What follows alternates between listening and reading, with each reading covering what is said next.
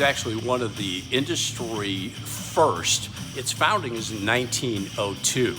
And so, as one of the longest brands in the world, it's been one of the leading innovators across the years. In 1938, Triumph unveiled their Speed Twin, its first parallel twin motorcycle. As an innovator in that engine technology and setup, Triumph really became the leader. The Scrambler has the Steve McQueen name written all over it, and it's just really cool.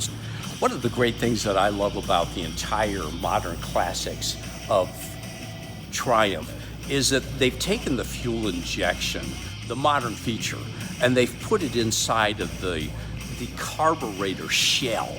And so they engineered the new to go in the old look. And it's truly genius, in my opinion.